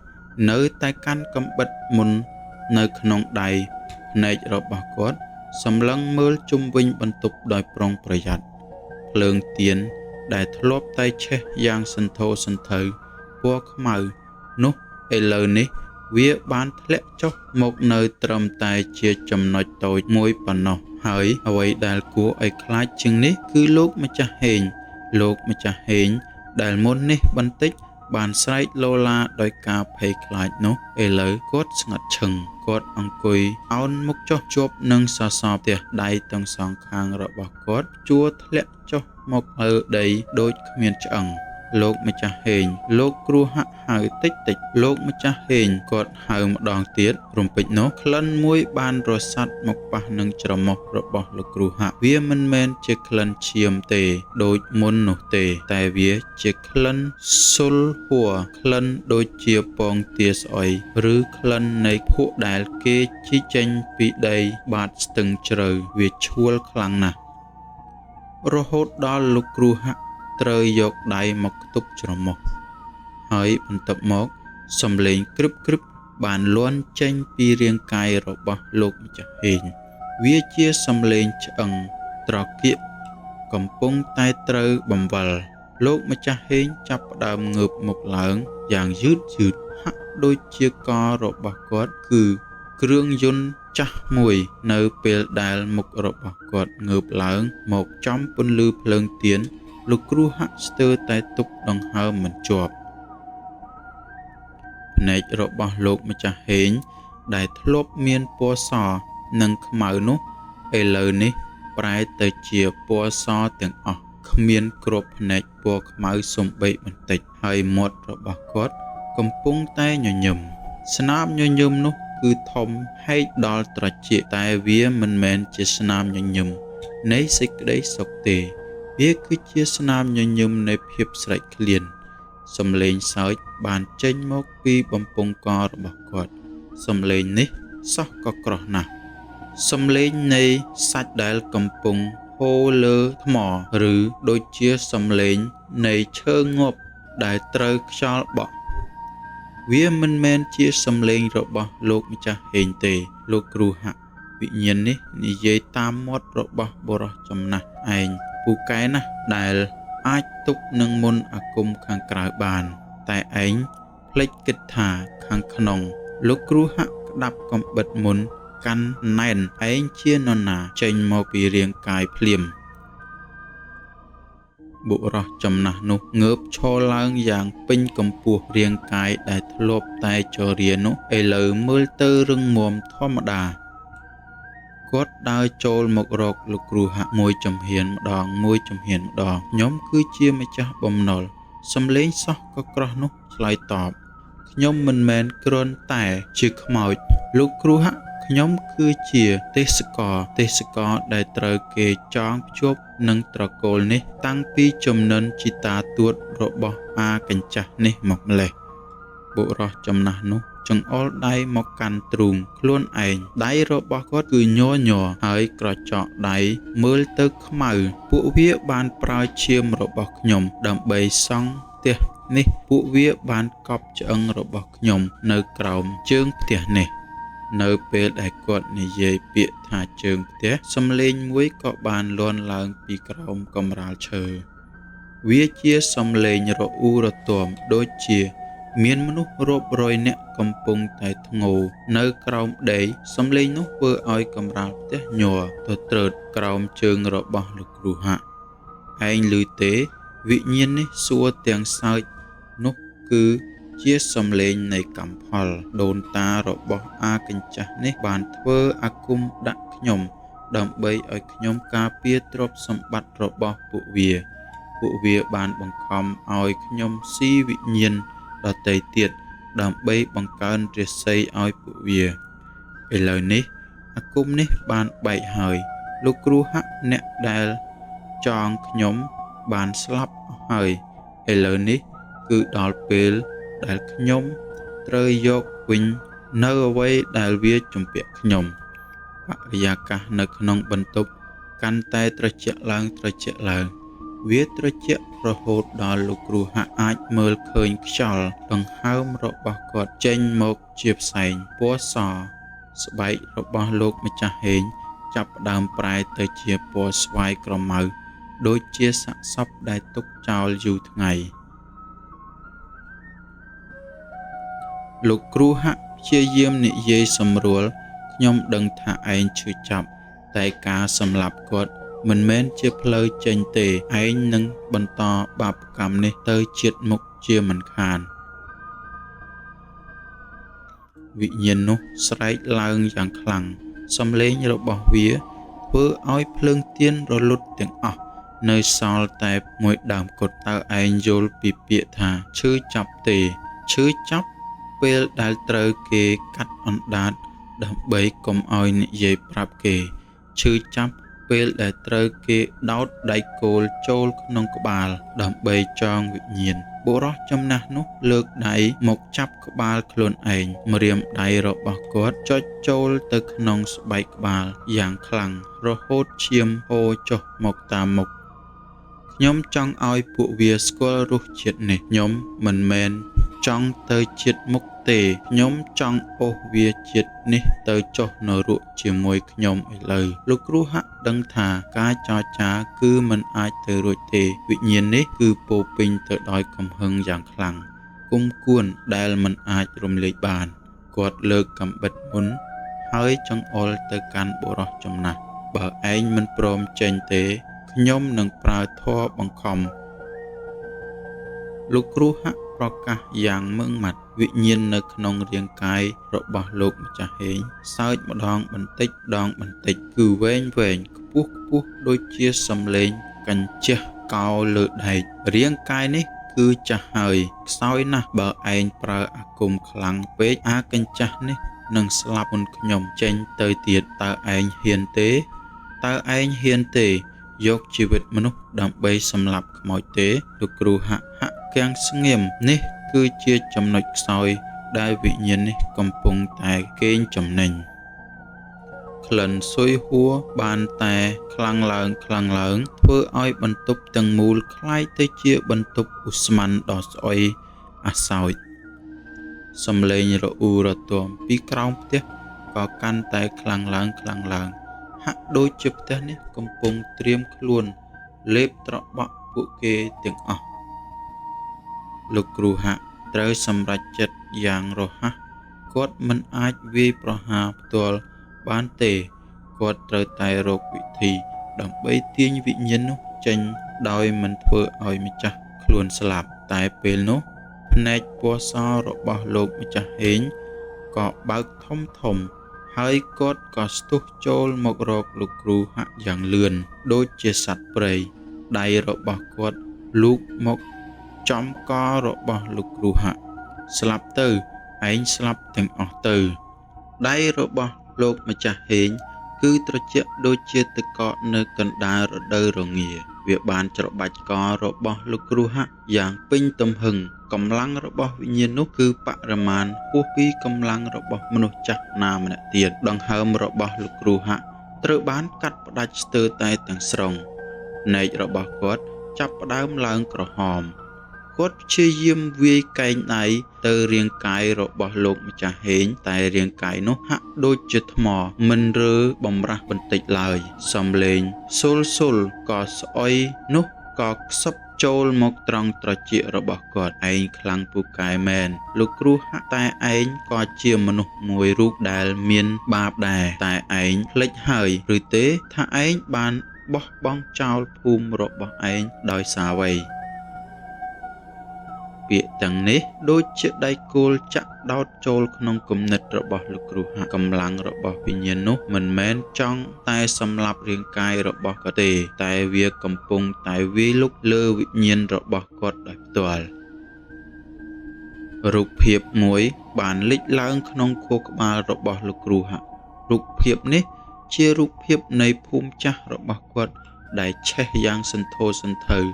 អគារផ្ទះសម្បែងត្រូវបានភ្លើងឆេះខ្ទេចហើយនៅកណ្ដាលភ្លើងនោះគាត់ឮសំឡេងស្រែកយំនៃកូនក្មេងដែលគាត់មិនអាចជួយសង្គ្រោះបានឯងគឺជាអ្នកបរាជ័យលោកគ្រូហាក់ឯងគឺជាអ្នកបរាជ័យរត់គេចសំឡេងរបស់វិញ្ញាណនោះកាន់តែសោះក៏ក្រោះទៅឯងមិនអាចការពារនរណាម្នាក់បានទេឯងមិនអាចការពារខ្លួនឯងបានផងការវាយលុករបស់ផ្លូវចិត្តនោះធ្វើឲ្យកម្លាំងរបស់លោកគ្រូហាក់ទន់ខ្សោយទាំងស្រុងដៃរបស់គាត់ធ្លាក់ចុះយឺតរំពេចនោះភ្នែករបស់គាត់បានប៉ះទៅនឹងអ្វីមួយនៃជ្រុងបន្ទប់នោះវាគឺជាកញ្ចក់មួយដែលចងព្យួរនៅលើជញ្ជាំងនៅក្នុងកញ្ចក់នោះគាត់ឃើញរូបខ្លួនឯងកំពុងត្រូវខ្មោចសន្ធឹកហើយនៅពេលដែលវិញ្ញាណនោះចុចកម្លាំងខ្លាំងទៅលើករបស់គាត់សំឡេងកញ្ចក់បែកខ្ទេចបានលាន់ឡើងយ៉ាងខ្លាំងបំផុតវាខ្លាំងរហូតដល់វាហាក់ដូចជាផ្ទះក្នុងបន្ទប់ទាំងមូលបំណែកកញ្ចក់រាប់រយបានខ្ទាតមកលើដីដូចជាព្រិលពណ៌ប្រាក់សំឡេងនោះបានកាត់ផ្ដាច់សំឡេងខ្សឹបខ្សៀវរបស់វិញ្ញាណនោះអស់មួយរំពេចលោកគ្រូហាក់ឆ្លៀតឱកាសនោះទាញកាំបិតមុនដែលក្តាប់នៅក្នុងដៃយ៉ាងណែននោះចេញមកគាត់ដឹងថាធម៌ធម្មតាមិនអាចបណ្ដេញវាបានទេវិញ្ញាណតែហោងនេះគឺជាវិញ្ញាណដែលត្រូវបានចងដោយអាគមកម្រិតខ្ពស់បំផុតគាត់ត្រូវប្រើឈាមរបស់គាត់ផ្ទាល់ដោយមិនគិតច្រើនគាត់បំវល់កាំបិតមុននោះហើយគូសយ៉ាងលឿនទៅលើបាតដៃរបស់គាត់សំឡេងដង្ហើមធំមួយបានចេញមកពីមាត់របស់គាត់ឈាមក្រហមស្រស់បានហូរចេញមកភ្លាមក្លិនឈាមស្រស់នោះបានបំបត្តិក្លិនស្អុយអាសោចរបស់ខ្មោចនោះអស់មួយរំពេចវិញ្ញាណក្នុងនោះរាងកាយលោកម្ចាស់ហេងហាក់ដូចជាមានការភ្ញាក់ផ្អើល វាដកដៃថយវិញយ៉ាងលឿនវាមើលទៅលើឈាមនៅលើដៃរបស់លោកគ្រូហាក់ដោយមានការភ័យខ្លាចបន្តិចស្រេកឃ្លានបន្តិចលោកគ្រូហាក់មិនបង្អង់យូរទេគាត់យកម្រាមដៃស្ដាំរបស់គាត់ជ្រលក់ចូលទៅក្នុងឈាមរបស់គាត់នោះហើយគាត់ក៏ចាប់ផ្ដើមគូសនិមិត្តសញ្ញាមួយនៅលើថ្ងាសរបស់គាត់និមិត្តសញ្ញានោះគឺជាតួអក្សរអាគមបុរាណដែលអាចបំផ្លាញវិញ្ញាណតៃហោងដែលចងដោយមុនខ្មៅបាននៅពេលដែលឈាមរបស់គាត់ប៉ះនឹងស្បែកថ្ងាសរបស់ខ្លួនគាត់ក៏ក្តៅក្រហល់ក្រហាយកម្លាំងមុនអាគមថ្មីមួយបានរត់ពេញខ្លួនរបស់គាត់លោកគ្រូហាក់ងើបឈរត្រង់ខ្លួនកំបិតមុននៅក្នុងដៃរបស់គាត់ចាប់ផ្ដើមចេញពន្លឺពណ៌ក្រហមដូចជាពណ៌ឈាមដែរវិញ្ញាណតៃហោងអាទេសករនៃអាគមអើយលោកគ្រូហាក់ស្រែកឡើងសំឡេងរបស់គាត់ឥឡូវនេះគឺខ្លាំងនឹងបញ្ចេញបានឈាមនៃអ្នកមានសិលបានបើកទ្វារនៃពន្លឺធម៌ហើយឯងមិនអាចលាក់ខ្លួនក្នុងភាពងងឹតបានទៀតទេចេញមកភ្លាមបើមិនដូច្នេះទេខ្ញុំនឹងដុតឯងឲ្យខ្ទេចខ្ទីវិញ្ញាណនៅក្នុងរាងកាយរបស់លោកម្ចាស់ហេងចាប់ផ្ដើមរើបំរាស់យ៉ាងខ្លាំងសំឡេងឆ្អឹងត្រកៀកគ្រើបនោះក៏បានលន់ឡើងម្ដងទៀតហាក់ដូចជារាងកាយបុរសវ័យចំណាស់នោះចិត្តបាក់បែកជាពីរអញ្ចឹងមាត់របស់គាត់បានបើកធំហើយស្រែកឡើងនៅពាក្យមិនមែនជាភាសាខ្មែរវាជាភាសាដ៏គួរឲ្យខ្លាចនៃមន្តអាគមខ្មៅទេខ្ញុំមិនអាចចេញបានទេខ្ញុំត្រូវតែយករបស់ខ្ញុំមកវិញប៉ុន្តែនិមិត្តរូបឈាមនៅលើថ្ងាសរបស់លោកគ្រូហាក់បានបញ្ចេញរស្មីពណ៌មាសចាំងទៅលើមុខដ៏សរបស់លោកម្ចាស់ហេងរស្មីនោះធ្វើឲ្យវិញ្ញាណនោះឈឺចាប់យ៉ាងខ្លាំងវាធ្ងន់ធ្ងរដូចជាសត្វរងរបួសយ៉ាងធ្ងន់ធ្ងរហើយគាត់ក៏បានចាប់ដើមថយក្រោយយឺតលោកគ្រូហាក់បានរកឃើញផ្លូវវាយប្រហារវិញហើយគាត់ត្រូវតែទាញវិញ្ញាណនោះចេញឲ្យបានមុនពេលដែលរាងកាយរបស់លោកម្ចាស់ហេងត្រូវបានបំផ្លាញអស់ពេលវិញ្ញាណនោះថយចុះវិញរាងកាយរបស់លោកម្ចាស់ហេងក៏ដួលរលំនៅលើដីវិញយ៉ាងធ្ងន់ធ្ងរ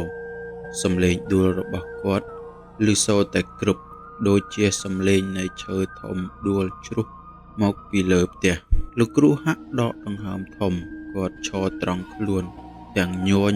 ដៃឆ្វេងរបស់គាត់ដែលទើបនឹងគូសឈាមនោះគឺឈឺចាប់យ៉ាងខ្លាំងណាស់តែឈាមនៅលើថ្ងាសរបស់គាត់នៅតែចាំងរស្មីពណ៌មាសតិចគាត់មើលទៅលើរាងកាយរបស់លោកម្ចាស់ហេងគាត់ដឹងថាវិញ្ញាណតៃហោងនោះមិនទាន់ចេញទៅណាទេវាគ្រាន់តែលាក់ខ្លួននៅក្នុងជ្រុងងងឹតនៃវិញ្ញាណរបស់បុរសចាស់នោះអាគមឈាមរបស់គាត់គ្រាន់តែអាចបង្ខំឲ្យដកថយតែមិនអាចបណ្ដេញចេញបានទាំងស្រុងលោកគ្រូហាក់ឃើញហើយថាគាត់ត្រូវស្វែងរករបស់មួយទៀតដើម្បីផ្ដាច់អាគមចាស់នោះទឹកមុនសម្រាប់ជះឬជង់វត្តរបស់កោះហៅពន្លឺធម៌គាត់បំវិលខ្លួនយឺតហើយដើរទៅរកទ្វារផ្ទះធំតែមួយគត់ដែលអាចនាំគាត់ចេញពីនរកនេះបានគាត់ដើរមួយចំហៀនម្ដងកាន់តែឆ្ងាយពន្លឺទៀនមួយដើមនោះរាល់ការដកដង្ហើមរបស់គាត់គឺធ្ងន់ធ្ងរទៅហាក់ដូចជាខ្យល់ក្នុងបន្ទប់នោះជាទឹករាវមិនមែនជាអូស្មန်ទេគាត់ឈោងដៃទៅចាប់គន្លឹះទ្វារដែកនោះគឺត្រជាក់ស្រែបរហូតវាដូចជាកាំបិតដែលដៃគាត់បើកវាយឺតសំឡេងទ្វារបើកបានបន្លឺឡើងយ៉ាងវែងលោកគ្រូហាក់ឆោងភ្នែកមើលទៅខាងក្រៅប៉ុន្តែគ្មានឃើញអ្វីសោះនៅខាងក្រៅមិនមែនជាទីធ្លាភូមិរបស់លោកម្ចាស់ហេងទេមិនមែនជាដើមឈើឬពន្លឺព្រះ ច័ន្ទនោះទេវាគឺជាភាពងងឹតសូន្យសងងងឹតខ្លាំងណាស់រហូតវាហាក់ដូចជាជញ្ជាំងខ្មៅមួយកំពុងតែឈរទល់មុខគាត់នឹងគ្មានសំឡេងសត្វយំគ្មានសំឡេងខ្យល់បក់គ្មានសំឡេងអ្វីទាំងអស់វាហាក់ដូចជាផ្ទះនេះត្រូវបានដកចេញពីពិភពលោកទាំងមូលហើយលោកគ្រូហាក់បិទទ្វារវិញយ៉ាងលឿនគាត់ញ័រក្បាលអត់ទេគឺជាការបោកបញ្ឆោតប៉ុណ្ណោះគាត់បើកទ្វារម្ដងទៀតភាពងងឹតនៅតែដដែល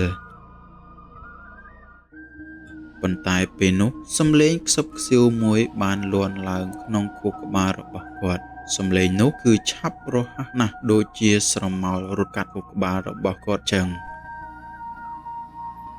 ឯងនៅឯកោតែឯងគ្រូហាក់មិនមានអ្នកណាឮសំឡេងទេគឺឆ្ងាយពេកទៅហើយលោកគ្រូហាក់ចាប់ដៃទាំងពីរក្តាប់ក្បាលគាត់ឈឺចាប់យ៉ាងខ្លាំងណាស់ដោយសារសំឡេងនោះ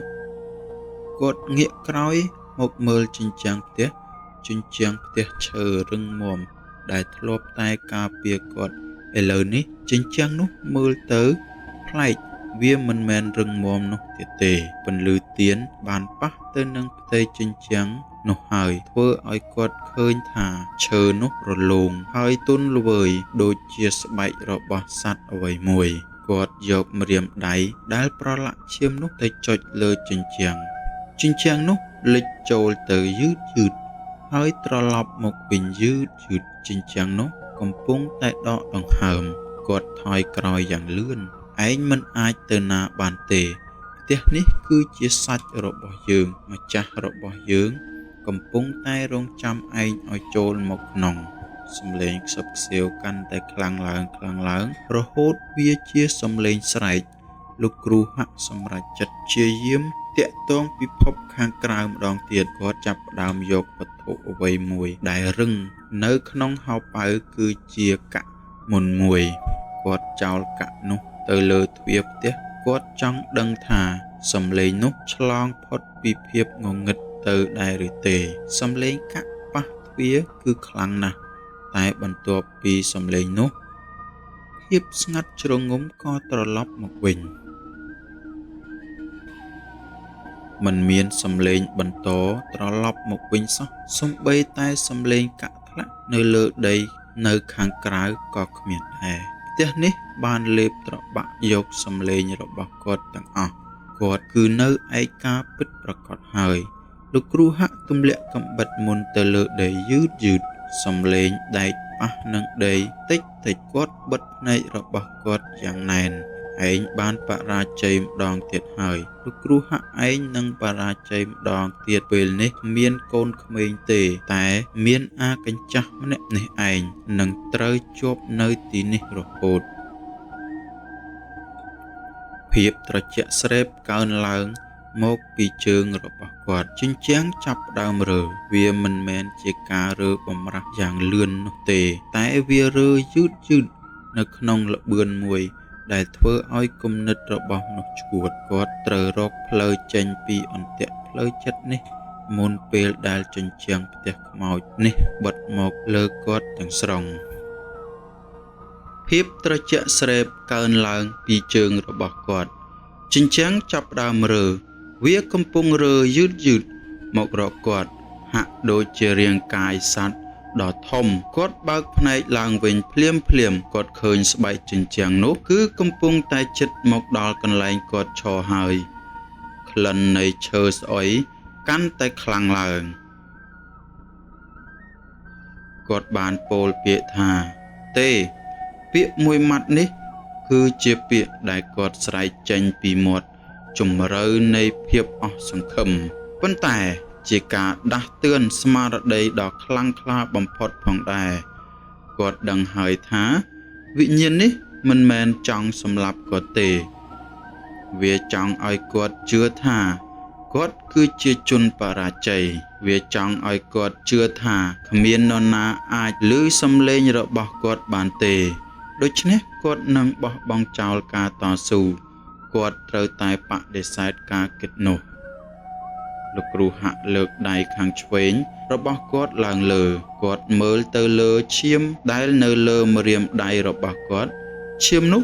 គឺជាភស្តុតាងថាគាត់នៅតែមានជីវិតនៅតែមានឆន្ទៈហើយគាត់គឺជាអ្នកដែលមានអាគមខ្ញុំមិនរត់ទៅណាទេគាត់ខ្សឹបយឺតទៅលើជញ្ជាំងដែលកំពុងតែចូលមកជិតខ្ញុំមិនចង់ក្លាយទៅជាជនបរាជ័យម្ដងទៀតទេខ្ញុំត្រូវតែធ្វើរឿងនេះឲ្យបានសម្រេចគាត់ងាកទៅរកលោកម្ចាស់ហេងដែលដួលនៅលើដីហើយទៅរកកាំបិតមុនដែលគាត់ទម្លាក់ចោលនោះគាត់ដើរទៅរកសងខាងជើងរបស់គាត់ទាំងពីរញ័រ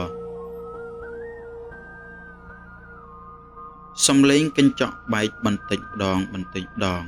គាត់អង្គុយយឺតម្រាមដៃរបស់គាត់បានប៉ះទៅលើកញ្ចក់មួយដុំធំបំផុតដែលមិនទាន់បែកទាំងស្រុង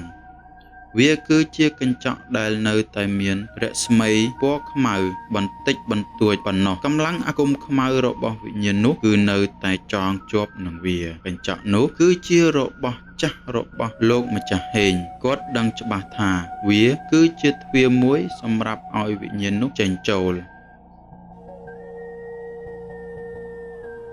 ដូច្នេះ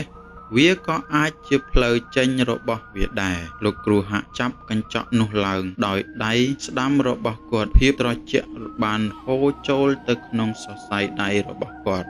ដាក់កាំបិតមុននៅលើកញ្ចក់នោះហើយយកឈាមពីដៃឆ្វេងរបស់គាត់មកគូសនិមិត្តរូបនៅលើកញ្ចក់នោះយ៉ាងលឿនឈាមក្រហមស្រស់នៅលើកញ្ចក់ខ្មៅគឺគួរឲ្យខ្លាចណាស់វាចាប់ផ្ដើមពុះរលាក់តិចដូចជាទឹកកំពុងតែពុះអញ្ចឹងហាក់ដូចជាមាននិមិត្តរូបនោះកំពុងតែឆេះឯងកំពុងតែធ្វើអ្វីលោកគ្រូហាក់ឯងកំពុងតែលេងភ្លើងដ៏ធំបំផុតហើយសំឡេងខ្សឹបខ្សៀវនៅក្នុងក្បាលរបស់គាត់ចាប់ផ្ដើមក្រហឹមព្យាយាមធ្វើឲ្យគាត់បាត់បង់ស្មារតីនេះគឺជាពិធីបញ្ជូនត្រឡប់អាវិញ្ញាណអើយលោកគ្រូហាក់និយាយយ៉ាងស្ងៀមស្ងាត់និងម៉ឺងម៉ាត់បំផុតឯងចូលមកតាមផ្លូវណាឯងត្រូវចេញទៅតាមផ្លូវនោះវិញ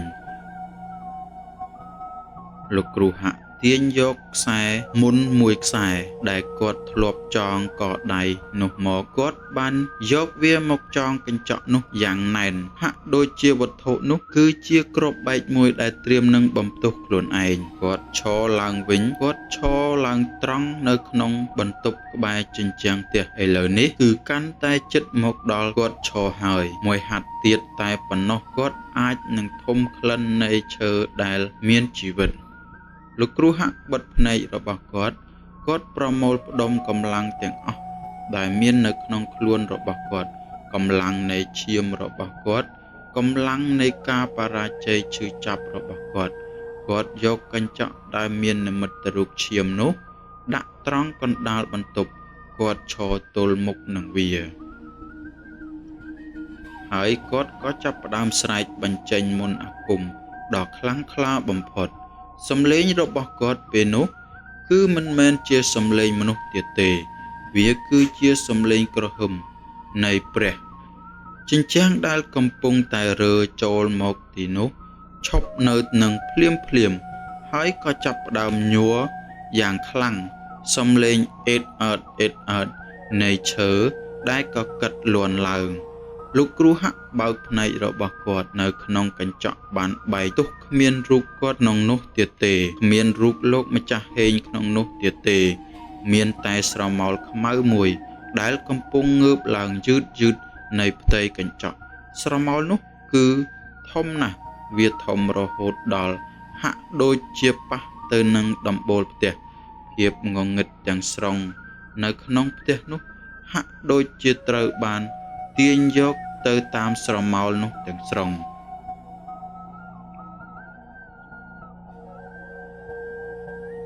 វាគ្មានរូបរាងច្បាស់លាស់ទេវាគ្រាន់តែជាភាពងងឹតដ៏ក្រាស់មួយដែលកំពុងតែស្រូបយកពន្លឺទាំងអស់នៅក្នុងបន្ទប់នោះសំឡេងខ្សឹបខ្សៀវនៅក្នុងខួរក្បាលរបស់លោកគ្រូហាក់បានបាត់បង់ទាំងស្រុង ជំនួសមកវិញនៅសំឡេងក្រហមនៃកម្លាំងដ៏ខ្លាំងក្លាពីស្រមោលនោះឯងក្លាហានពេកហើយអាគ្រូកំសត់អើយសំឡេងក្រហមនេះហាក់ដូចជាមកពីជម្រៅនៃដីធ្វើឲ្យត្រចៀករបស់គាត់ឈឺចាប់ឯងចង់បញ្ជូនខ្ញុំត្រឡប់ទៅណាខ្ញុំគឺជាម្ចាស់នៃទីនេះហើយមានអ្វីអាចបណ្ដេញខ្ញុំបានទេស្រមោលខ្មៅនោះបានលាតសន្ធឹងដៃធំរបស់វាទៅរកលោកគ្រូហាក់យឺតដៃនោះហាក់ដូចជាអាចលេបត្របាក់គាត់ទាំងស្រុងខ្យល់ក្នុងបន្ទប់នោះក៏ចាប់ផ្ដើមត្រជាក់រហូតคล้ายជាទឹកសន្សើមបានកក់នៅលើផ្ទៃឈើភាពត្រជាក់បានចូលក្នុងឆ្អឹងរបស់គាត់លោកគ្រូហាក់មិនបានបញ្ឈប់មុនរបស់គាត់ទេគាត់គ្រាន់តែបើកភ្នែកសម្លឹងត្រង់ទៅក្នុងភាពងងឹតនោះឈាមនៅលើថ្ងាសរបស់គាត់ចាំងរស្មីពណ៌មាសយ៉ាងខ្លាំងរហូតវាដូចជាភ្លើងមួយដែលកំពុងឆេះបំភ្លឺលើជញ្ជាំងនោះគាត់លើកដៃខាងឆ្វេងរបស់គាត់ឡើងលើដៃដែលមានឈាមនោះអាគមនេះគឺជាអាគមកំចាត់អំពើធំបំផុតគាត់ស្រែកឡើងម្ដងទៀតខ្ញុំប្រើឈាមជីវិតរបស់ខ្ញុំដើម្បីបើកទ្វារឋាននរកនៅពេលដែលលោកគ្រូហាក់ស្រែកដល់កម្រិតនោះផ្ទះទាំងមូលបានរំជួយយ៉ាងខ្លាំងដូចជាភូមិគ្រឹះរបស់វាត្រូវបានរលំនិងផ្លាស់ប្ដូរទាំងស្រុងសំឡេងឈើបាក់ក្រឹបលាន់ឡើងគ្រប់ទិសទីដូចជាឈើត្រូវបាក់ដាច់ខ្ចែកពីគ្នាធូលីដីត្រូវបានធ្លាក់ចុះមកពីដំបូលផ្ទះទៀនមួយដើមនោះក៏បានដួលរលំទៅលើដីពន្លឺទាំងស្រុងបានបាត់ទៅអស់មានតែរស្មីពណ៌មាសតែមួយគត់ដែលចាំងចេញពីថ្ងាសរបស់លោកគ្រូហាក់និងរស្មីពណ៌ខ្មៅដ៏ធំនៃស្រមោលតៃហោងស្រមោលខ្មៅនោះបានចូលមកជិតយ៉ាងខ្លាំងហាក់ដូចជាវាត្រៀមនឹងទប់លោកគ្រូហាក់ទាំងស្រុងឯងមិនអាចធ្វើបានទេអាគមនៃការបញ្ជូនត្រឡប់នេះគឺត្រូវប្រើជីវិតឯងត្រូវស្លាប់មុនសំឡេងរបស់ស្រមោលនោះគឺលាន់ដូចព្យុះលោកគ្រូហាក់ញញឹមយឺតញញឹមដោយភាពនឿយហត់ទាំងស្រុងតែញញឹមដោយជោគជ័យខ្ញុំដឹងហើយខ្ញុំគឺជាគ្រូដោះអំពើខ្ញុំត្រៀមខ្លួនរួចហើយសម្រាប់តម្លៃនេះ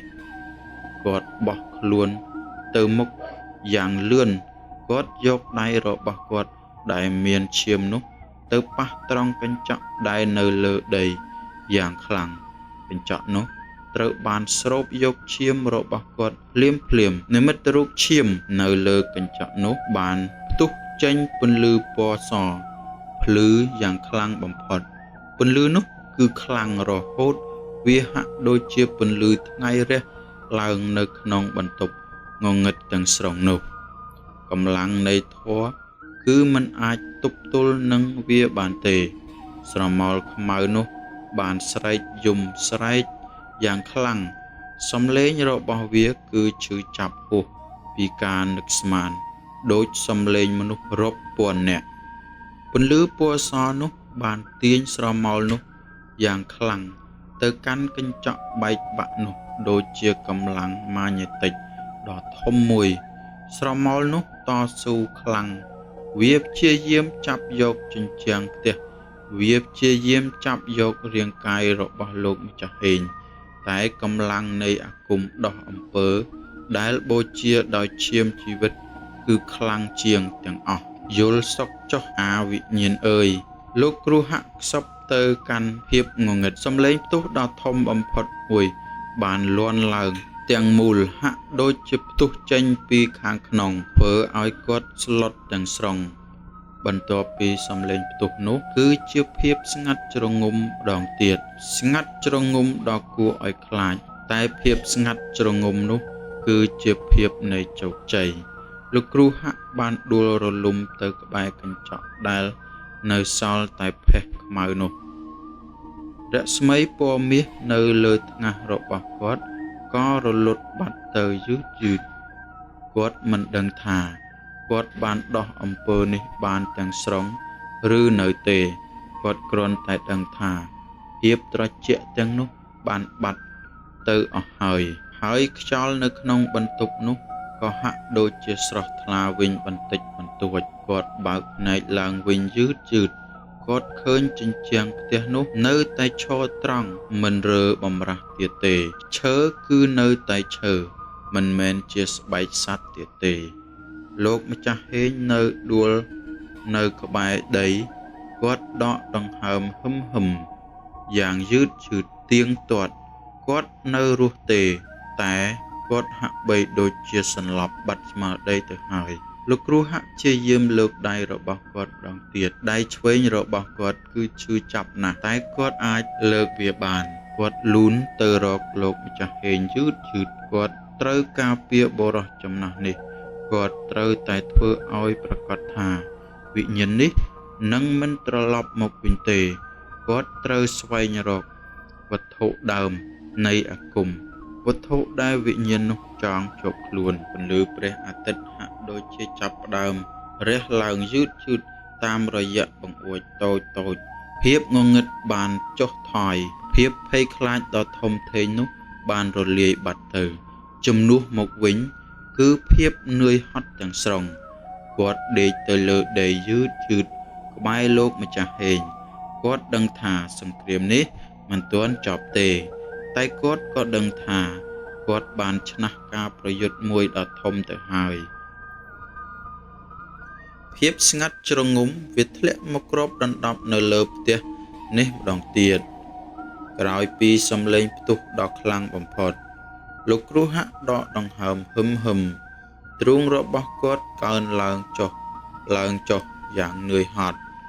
គឺកាន់តែខ្លាំងជាងការឈឺចាប់ទៅទៀតគាត់ព្យាយាមបើកភ្នែកទាំងស្រុងប៉ុន្តែវាហាក់បីដូចជាត្របកភ្នែករបស់គាត់គឺមានទម្ងន់មួយដ៏ធ្ងន់មកសង្កត់ពីលើគាត់កំពុងតែដេកនៅក្បែរផ្ទះខ្មៅមួយកន្លែងដែលជាសំណល់នៃកញ្ចក់បុរាណនោះក្លិននៃឈាមរបស់គាត់លាយឡំនឹងក្លិននៃធូលីដីនិងឈើពុកហើយក្លិនមួយទៀតគឺជាក្លិនក្រូចឆ្មាឬក៏ក្លិនក្រូចសើចវាគឺជាក្លិនក្រអូបឈ្ងុយមួយដែលកំពុងតែហោះកាត់ជឺតនៃច្រមុះរបស់គាត់វាជាក្លិនដែលលោកគ្រូហាក់ស្គាល់ថាជាក្លិននៃភាពបរិសុទ្ធក្លិននៃអាគមដែលធ្វើបានសម្រេចគាត់ងាកក្បាលយឺតទៅរកលោកម្ចាស់ហេងបុរសចំណាស់នោះក៏នៅតែដេកសន្លប់ស្ដុកស្ដឹងហាក់ដូចជាមានភាពស្ងប់សុខជាងមុនឆ្ងាយណាស់ភាពជ្រួញនៅលើថ្ងាសរបស់គាត់ហាក់ដូចជារលាយបាត់ទៅវិញទាំងស្រុងលោកគ្រូហាក់ខ្សឹបយឺតសំឡេងរបស់គាត់គឺស្ទើរតែគ្មានឮទៅហើយគាត់រំកិលខ្លួនបន្តិចដៃរបស់គាត់ក៏បានទៅប៉ះនឹងបំណែកកញ្ចក់មួយកញ្ចក់នោះគឺនៅតែខ្មៅងងឹតតែវាមិនទាន់បែកទាំងស្រុងទេវានៅសល់តែមួយចំណិតតូចដូចជាត្រីកោណរស្មីនៃភាពងងឹតនៅលើកញ្ចក់នោះកំពុងតែរលាយបាត់ទៅយឺតដូចជាផ្សែងខ្មៅដែលត្រូវបក់ផាត់រសាត់ទៅតាមខ្យល់លោកគ្រូហាក់ចាប់កញ្ចក់នោះឡើងដោយម្រាមដៃរបស់គាត់ភាពត្រជាក់បានចូលមកក្នុងសរសៃដៃរបស់គាត់ម្ដងទៀតតែពេលនេះគឺជាត្រជាក់រលោងមិនមែនត្រជាក់ស្រេបដូចមុនទៀតទេហាក់ដូចជាត្រជាក់នៃលោហៈគាត់សម្លឹងទៅក្នុងកញ្ចក់នោះយឺតកញ្ចក់នោះបានឆ្លុះបញ្ចាំងនៅផ្ទៃមុខរបស់គាត់ស្លេកស្លាំងភ្នែករបស់គាត់ហាក់ដូចជាចាស់ទៅរាប់សិបឆ្នាំគាត់កំពុងតែគិតថាអ្វីៗគឺចប់ហើយ គាត់គឺជាអ្នកឆ្នះគាត់បានបញ្ជូនតៃហោងទៅកាន់ឋានដើមរបស់វាហើយប៉ុន្តែពេលនោះកញ្ចក់នោះបានចាប់ផ្ដើមភ្លឺឡើងយឺតពន្លឺនោះគឺមិនមែនជាពន្លឺពណ៌មាសនៃអាគមរបស់គាត់ទេវាគឺជាពណ៌ខ្មៅដូចជារស្មីវិញ្ញាណដ៏ចាស់មួយហើយរូបភាពនៅក្នុងកញ្ចក់ក៏ចាប់ផ្ដើមផ្លាស់ប្ដូររូបភាពរបស់លោកគ្រូហាក់បានរលាយបាត់ទៅជំនួសមកវិញគឺផ្ទៃមុខរបស់មនុស្សមួយរូបគាត់គឺនៅក្មេងមុខរបស់គាត់មើលទៅសង្ហាតែមានភ្នែកដ៏មុតស្រួចលោកគ្រូហាក់ភ្ញាក់ផ្អើលខ្លាំងគាត់ព្យាយាមប្រមូលផ្ដុំអ្វីៗដែលនៅក្នុងក្បាលរបស់គាត់ហើយក៏ពោលពាក្យថានេះគឺជានរណាគាត់ស្គាល់មនុស្សម្នាក់នេះគាត់ធ្លាប់ឃើញរូបថតរបស់គាត់គឺជាកូនប្រុសបង្កើតរបស់លោកម្ចាស់ហេងផ្ទាល់ក្មេងប្រុសដែលម្ចាស់ផ្ទះនេះស្រឡាញ់ខ្លាំងបំផុតហេតុអ្វីបានជារូបភាពរបស់កូនប្រុសនេះមកនៅក្នុងកញ្ចក់បញ្ជូនវិញ្ញាណនេះភាពត្រជាក់ក៏បានត្រឡប់មកវិញម្ដងទៀតប៉ុន្តែមិនមែនជាត្រជាក់ព្រោះខ្មោចទេវាគឺជាភាពត្រជាក់នៃការពិតភាពឈឺចាប់ផ្លូវចិត្តលោកគ្រូហាក់យល់ហើយគាត់គឺមិនបានតតាំងជាមួយនឹងតៃហោងទេគាត់គឺកំពុងតែតតាំងនឹងអាគមខ្មៅរបស់មនុស្សមួយរូបហើយកញ្ចក់នេះគឺជាឧបករណ៍ជារបស់ដែលត្រូវបានប្រើដើម្បីចងភ្ជាប់វិញ្ញាណរបស់តៃហោងឲ្យចូលមកធ្វើអំពើនេះ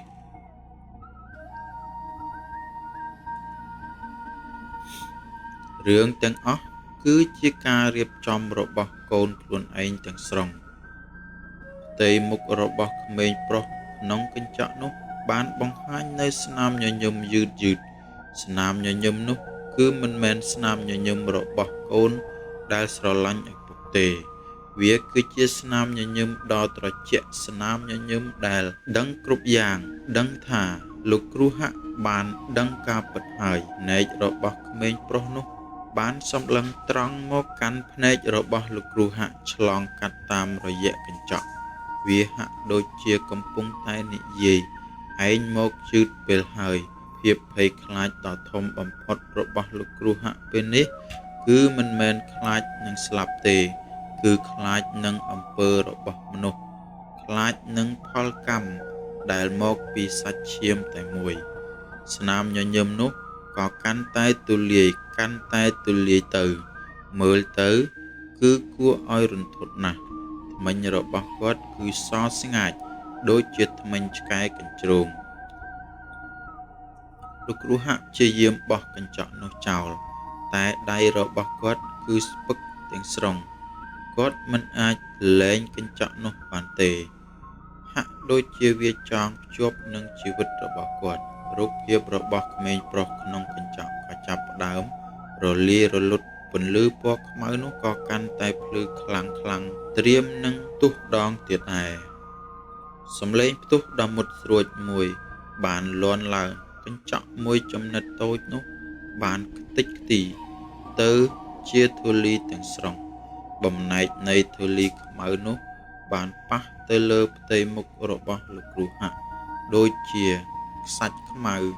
ធ្វើឲ្យគាត់ឈឺចាប់យ៉ាងខ្លាំងគាត់យកដៃរបស់គាត់ជូតភ្នែករបស់គាត់ធូលីនោះក៏បានបាត់ទៅគាត់បើកភ្នែកទាំងស្រុងឥឡូវនេះគ្មានអ្វីទៀតទេមានតែផេះពណ៌ខ្មៅនៃកញ្ចក់និងក្លិននៃក្រូចឆ្មាដែលត្រូវចាប់ផ្ដើមថយចុះយឺតតែការពិតដ៏ឈឺចាប់នៅតែមានការចាក់ស្រេះនៅក្នុងខួរក្បាលរបស់គាត់កូនប្រុសបង្កើតប្រើអំពើអាគមខ្មៅដើម្បីបណ្ដេញឪពុកខ្លួនឯងគាត់យល់ហើយរឿងទាំងអស់នេះគឺមិនមែនជារឿងបណ្ដេញខ្មោចធម្មតាទេវាគឺជាសង្គ្រាមនៃកម្មផលសង្គ្រាមដែលត្រូវបានចាប់ផ្ដើមដោយភាពលោភលន់ហើយអ្នកដែលធ្វើឲ្យគាត់ជឿថានេះគឺជាវិញ្ញាណតៃហោង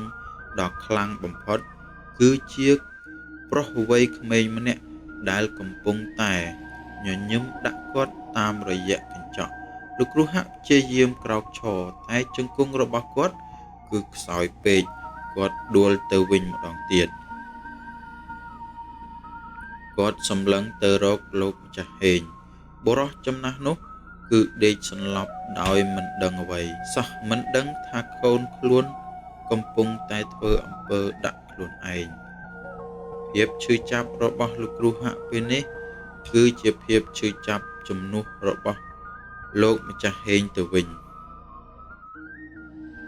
គាត់ត្រូវតែធ្វើអ្វីមួយយ៉ាងលឿនគាត់បានដោះអាគមចេញពីផ្ទះនេះហើយតែគាត់មិនទាន់បានដោះអំពើចេញពីមនុស្សនោះទេហើយមនុស្សនោះគឺជាគ្រូអាគមខ្មៅមួយរូបដែលលោកគ្រូហាក់មិនធ្លាប់ជួបប្រទះមកពីមុនឡើយរូបភាពត្រជាក់បានចូលមកម្ដងទៀតប៉ុន្តែមិនមែនមកពីខ្មោចទេវាមកពីភាពឯកានៃការដឹងការពិតលោកគ្រូហាក់លូកដៃទៅក្នុងក្របូបយឺតគាត់យកថ្នាំបំបត្តិការឈឺចាប់មួយចំនួនមកគាត់ត្រូវការកម្លាំងមកវិញសង្គ្រាមពិតប្រាកដឥឡូវនេះទើបតែចាប់ផ្ដើមទេហើយសត្រូវគឺមើលទៅក្មេងជាងខ្លាំងណាស់ហើយគឺជាសាច់ឈាមរបស់គាត់លោកគ្រូហាក់បានងាកទៅរកទ្វារបន្ទប់យឺតគាត់ត្រូវតែស្វែងរកកូនប្រុសនោះគាត់ត្រូវតែបញ្ឈប់អំពើនេះប្រសិនបើគាត់មិនអាចធ្វើបានទេនោះគាត់នឹងបរាជ័យម្ដងទៀតជាភាពបរាជ័យដ៏ធំបំផុតនៃជីវិតរបស់គាត់ដើរចេញយឺតកាត់តាមសំណល់ឈើបាក់បែកទាំងអស់រឿងរបស់វិញ្ញាណបានបញ្ចប់ហើយឥឡូវនេះគឺជារឿងរបស់មនុស្សរឿងដែលគួរឲ្យខ្លាចជាងខ្មោចទៅទៀតពន្លឺព្រះអាទិត្យពណ៌មាសបានចាប់ផ្ដើមចាំងចូលមកតាមចន្លោះប្រហោងនៃស្លឹកឈើយឺតសំឡេងសត្វយំច្រៀងគឺលាន់ដូចជាសំឡេងមកពីពិភពមួយផ្សេងទៀតសំឡេងជួងវត្តមួយដ៏វែងឆ្ងាយបានបន្លឺឡើងមកពីចម្ងាយវាគឺជាសំឡេងដែលបញ្ជាក់ថាភាពស្ងប់សុខរបស់ព្រឹកព្រលឹមនឹងត្រឡប់មកវិញហើយក្លិននៃអាកាសធាតុពេលព្រឹកព្រលឹមគឺត្រជាក់ស្រស់ស្រាយលាយឡំជាមួយនឹងក្លិននៃទឹកសន្សើមនិងផេះខ្មៅដែលនៅសល់កាលពីយប់មិញលោកគ្រូហាក់បានអង្គុយនៅត្រង់កៅអីឈើមួយ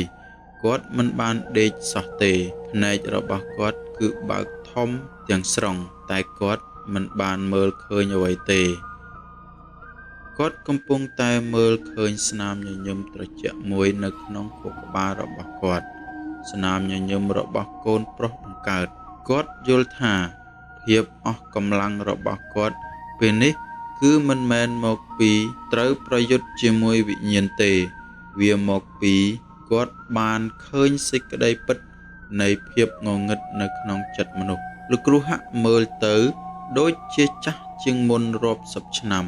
សក់របស់គាត់ហាក់ដូចជាកាន់តែស្កើខ្លាំងស្នាមជ្រួញនៅលើផ្ទៃមុខរបស់គាត់គឺកាន់តែជ្រៅខ្លាំងជាងមុនសំឡេងក្អកមួយបានលាន់ឮលោកម្ចាស់ហេងកំពុងតែភ្ញាក់ពីសន្លប់យឺតចាប់ផ្ដើមរើខ្លួននែករបស់គាត់ក៏បើកឡើងយ៉ាងស្រស់ស្រាយលោកគ្រូហាក់ហៅលោកម្ចាស់ហេងយឺតសំឡេងរបស់គាត់ស្ទើរតែគ្មានកម្លាំងលោកគ្រូហាក់ងាកក្បាលទៅរកគាត់ខ្ញុំនៅទីនេះបងហេងលោកគ្រូហាក់ឆ្លើយសំឡេងរបស់គាត់គឺស្ងួតហេងខ្លាំងណាស់យប់មិញយ៉ាងម៉េចដែរខ្ញុំហាក់ដូចជាខ្សោបិនអាក្រក់ណាស់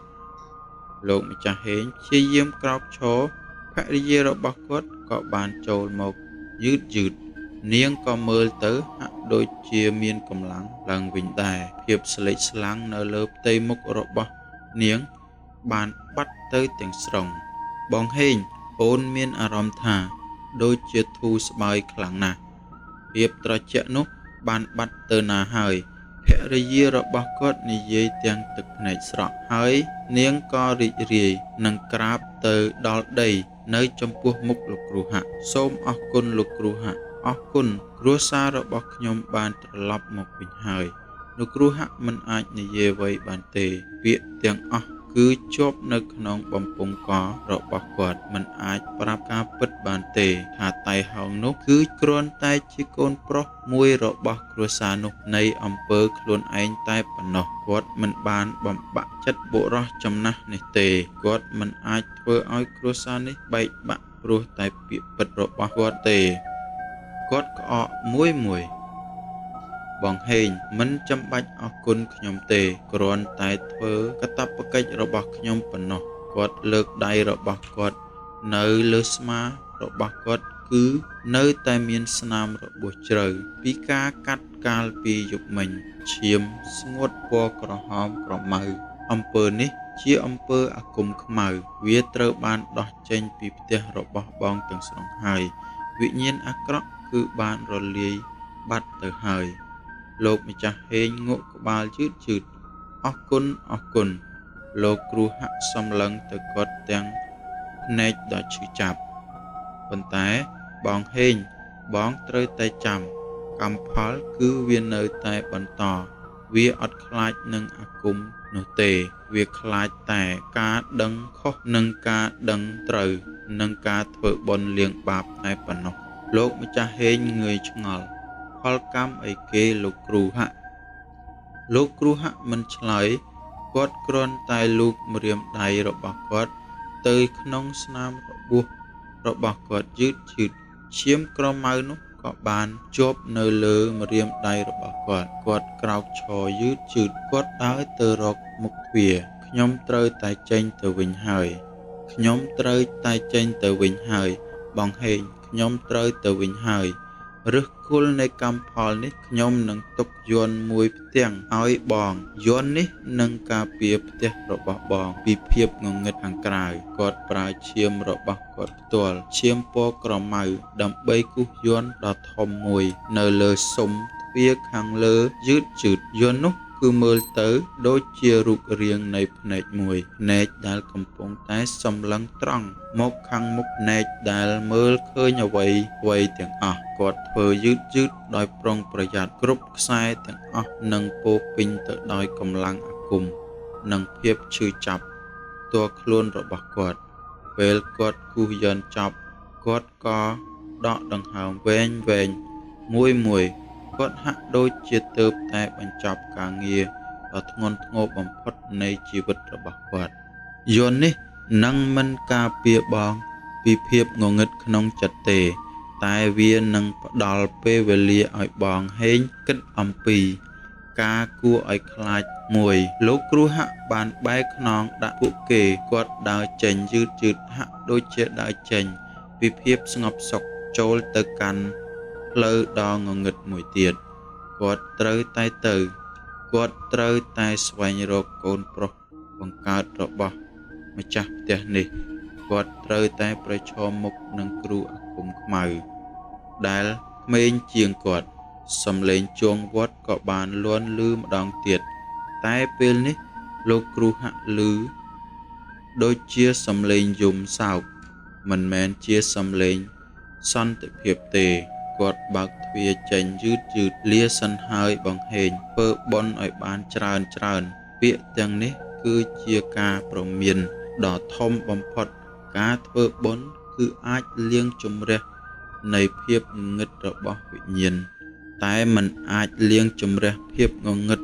របស់សាច់ឈាមខ្លួនឯងបានទេទ្វារឈើក៏បានបិទចូលយឺតទុកឲ្យគ្រួសារនោះ